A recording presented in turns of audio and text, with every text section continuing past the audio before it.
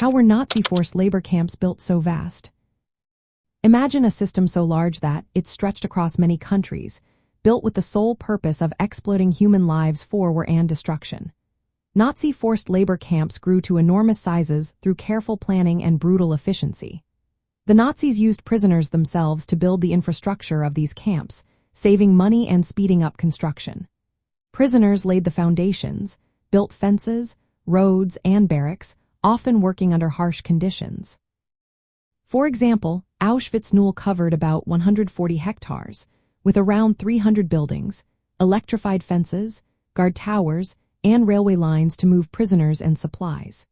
They divided the camp into sections separated by fences and guarded by towers, allowing control over thousands of prisoners and workers.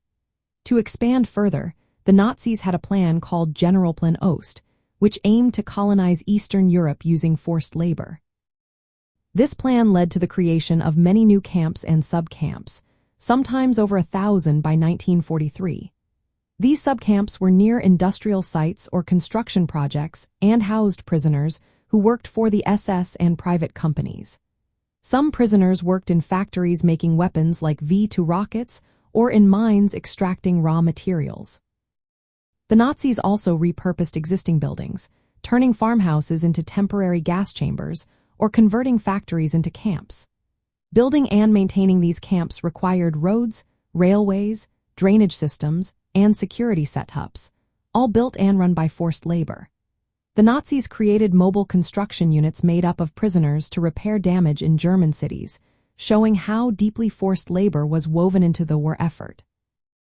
Camps like Mittelbau-Dora and Gross-Rosen became known for their brutal conditions, where prisoners worked to produce weapons or extract raw materials under deadly circumstances. The vastness of these camps was not accidental but a result of deliberate policies, strategic placement near military and industrial sites, and the use of prisoners to build, expand, and maintain the entire system. This network of camps and subcamps became both places of forced labor and tools of systematic extermination, all built on the backs of countless prisoners.